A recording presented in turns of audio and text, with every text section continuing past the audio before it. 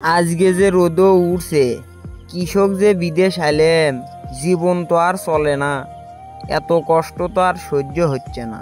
আব্বা, কথা হলো কি, ছোট ভাইও বড় হয়ে যাচ্ছে, আপনারও বয়স হয়ে যাচ্ছে, আমাদের আর্থিক অবস্থাও তো খুব একটা ভালো লয়। সংসার চলবি কেমনে? তাই আমি একটা সিদ্ধান্ত লিছি। কি সিদ্ধান্ত লিছু বাবা? আব্বা, আমি বিদেশ যাবার চাচ্ছি। বাবারে, বিদেশ তো যাবো। আমি মানুষের থেকে শুনছি বিদেশ যেতে নাকি মেলা টাকা পয়সা লাগে। তা এত টাকা কুটি পামো? আব্বা, দরকার হলে লোন করবো, লোন করে বিদেশ যেয়ে পরে পরিশোধ করে দেবো। দেখি বাবা, তোর চাচা জ্যাঠেরা তো আছে, মেলা আত্মীয় স্বজন আছে, তাদের কাছ থেকে কোনো টাকা পয়সা পাই নাকি? আব্বা, চাষমার বরাব্বার সাথে কথা কইছিলেন, কি করলো? এ বাবা, ওরা তো কেউ টাকা পয়সা দিবে চাচ্ছে না। ওদের রাস্তার সাথে যে 5 শতক জমি আছে, ওটা বেচতে চাচ্ছি। ঠিক আছে আব্বা, তাহলে ওটা ঠিক করেন। এ বাবা, এত টাকা তো বিদেশ পাঠাচ্ছি, ওটি যা যেন ভুলে যাস না। আব্বা, এটা আপনি কোনো কথা বলেন? আপনাদের জন্যই তো আমার বিদেশ যাওয়া।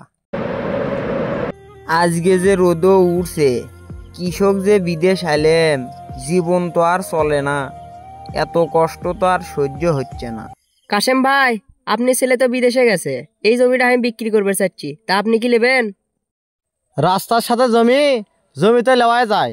আগে ব্যাটার কাছে ফোন দিয়ে শুনে আপনাকে জানাচ্ছি।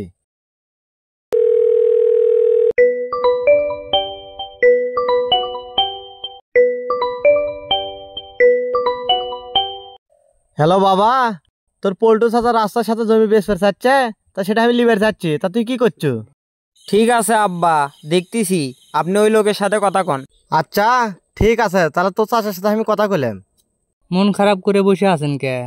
আর কোয়েন না ভাই, বাড়ির থেকে টাকার চাপ দিছে, কাছে তো টাকা নাই, বেতন এখনো পাইনি, কেমনে যে টাকা পাঠাই। ভাই টেনশন করেন না, মন দিয়ে কাজ করেন, কাজ করে রুমে আসেন, তারপরে টাকা দিচ্ছি।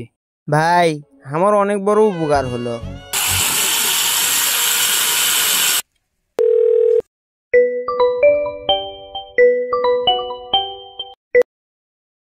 কে রে বাবা, সগলি তো বাড়ি ঘর করে শেষ খেয়াল দিচ্ছে, মানুষজন করছে এতদিন হলে বিদেশ গেছে, তা বাড়ি ঘর করে না কে? তা টাকা পয়সা পাঠা, বাড়ি ঘর কয়া লিখবি? আব্বা, সেই দিনই তো টাকা দিলাম, কয়টা দিন দাঁড়ান, বেতনটা পাই, আমি টাকা পাঠিয়ে দিলে বাড়ির কাজ শুরু করে নিনি। হ্যালো ছোট। হ্যালো ভাই, আমার বন্ধুরা সবাই গাড়ি লে ঘরে, আমারই খালি গাড়ি নাই, আমার একটা গাড়ি লাগবে, গাড়ি কিনে দাও। টেনশন করিস না, টেনশন করিস না, সামনে মাসে ওই নতুন একটা কাজ ধরছি বুঝছু, তা ওই জায়গার থেকে ভালো টাকা পামো, তো নতুন একটা সুজুকি কিনে দেবো হনে। হ্যালো ভাই, হ ছোটু, ক।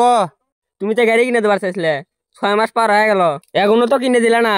আমি বুঝতে পারছি তুমি ওই টাকাতে ব্যাংক ব্যালেন্স করিচ্ছ। এত কষ্ট করে টাকা উপার্জন করি শুধু পরিবারের জন্য, সেই পরিবারই আমার কষ্টটা বোঝে না, কত কষ্ট করে টাকা পাঠাই। প্রবাসে আসার পরে 3 সন্ধ্যা না খায় 2 সন্ধ্যা খাই, তাও কষ্ট করে বাড়ির টাকা পাঠাই। প্রবাসী গেলে কষ্ট কেউ বোঝে না, প্রবাসী যারা থাকে তারাই শুধু বোঝে যে প্রবাসে কত কষ্ট। রোদ, ঝড়, বৃষ্টি আমাদের মাথার উপর দিয়ে যায়, না খায়া থাকলেও কেউ কয় না যে খাজু কিনা, শরীর ক্যাঙ্কা আছে, ভালো আছো কিনা। আমরা প্রবাসে থাকি পরিবারের হাসি খুশি থাকার জন্য, সেই পরিবারই আমাদের কষ্ট দিয়ে কথা কয়।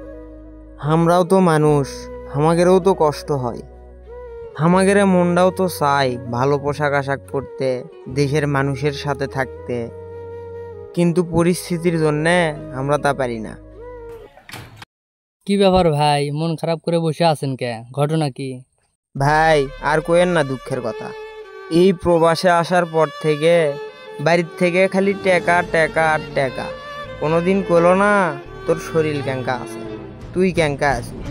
প্রবাসে যখন পা দেই তখন আমরা টাকার মেশিন হয়ে যাই, আমাদের কষ্টের কোনো দাম নাই, জীবনের কোনো মূল্য নাই। হ ভাই, আপনি ঠিক আছেন।